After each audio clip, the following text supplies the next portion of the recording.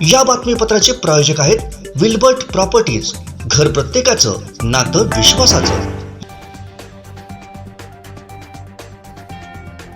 Love जिहादच्या मुद्द्यावरून विधिमंडळ परिसरातच नितेश राणे आणि अबू आझमींमध्ये खडाजंगी झालेली पाहायला मिळाली।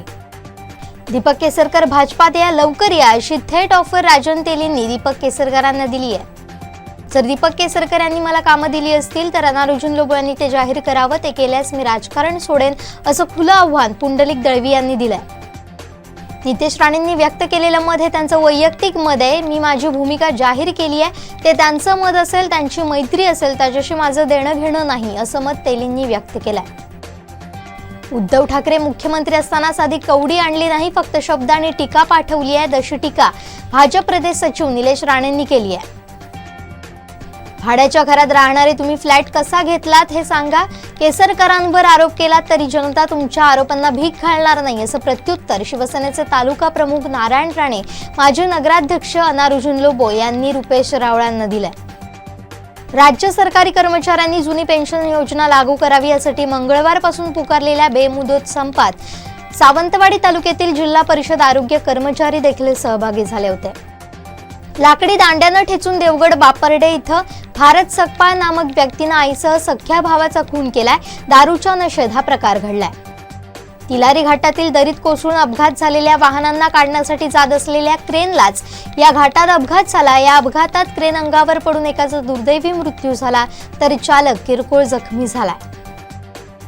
वैभववाडी नगर पंचायतीच्या स्टॉल हटाव मोहिमेमध्ये विस्थापित झालेल्या स्टॉलधारक महिलांनी तहसीलदारांच्या लेखी आश्वासनानंतर गेले 6 दिवस सुरू असलेले उपोषण स्थगित केलंय। रेडी यशवंतगड आणि शिरोडा वेळागर या दोन्ही ठिकाणी धूप प्रतिबंधक बंधारा कामासाठी नुकताच सादर झालेल्या अर्थसंकल्पातून प्रत्येकी 5 कोटी एवढ्या भरघोस निधीची तरतूद करण्यात आली आहे। यासाठी जिल्हा परिषदेचे माजी आरोग्य आणि शिक्षण सभापती प्रितेश राऊळ यांनी पाठपुरावा केला होता। कुणकावळे मारुती मंदिर नजीकच्या उतारावर मोटारसायकलचा अपघात झाला। मोटारसायकल स्वार जागीच ठार झालाय। मृत व्यक्तीची ओळख पटली नाहीये। सिंधुदुर्ग जिल्ह्यात 16 ते 17 मार्च या कालावधीत सोसाट्याचा वारा आणि मेघगर्जनेसह अवकाळी पावसाची शक्यता ग्रामीण कृषी मौसम सेवा उद्यान विद्या महाविद्यालय मुदेकडून व्यक्त करण्यात आली आहे। दापोली रिसॉर्ट प्रकरणात माजी उपविभागीय अधिकारी जयराम देशपांडे यांना अटक करण्यात आली आहे अशी माहिती ईडीनं दिली आहे। जुनी पेन्शन योजना लागू करण्यासाठी करण्यात आलेल्या संपाला राजापूर तालुक्यात 100% प्रतिसाद मिळाला। संपामुळे वर्दळ असलेली तालुक्यातील शासकीय कार्यालय ओस पडल्याचं चित्र दिसून आलं। सावंतवाडीतील तळवडे काळेवाडी येथील नारायण काळे यांच्या माड बागायतीतील विहिरीमध्ये भली मोठी मगर आढळून आली।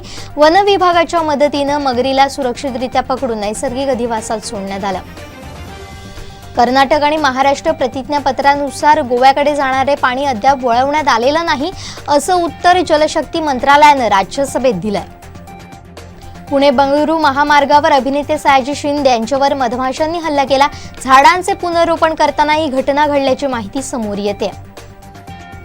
H3N2 या व्हायरसनं पुणेकरांची चिंता वाढवली आहे।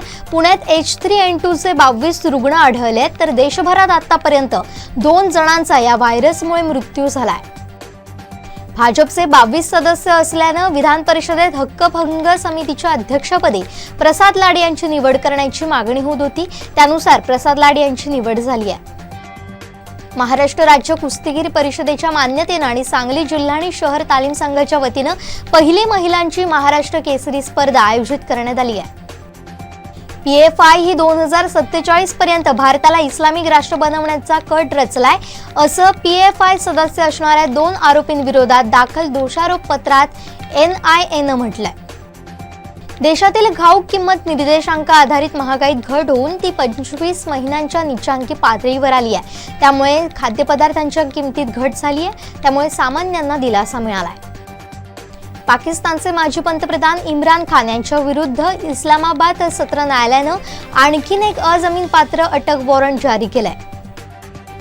रशियाचे राष्ट्राध्यक्ष व्लादिमीर पुतिन भारतात सप्टेंबरमध्ये होणाऱ्या G20 शिखर परिषदेला उपस्थित राहू शकतात असं क्रेमलिनचे प्रवक्ते दिमित्री पेस्को यांनी म्हटलंय।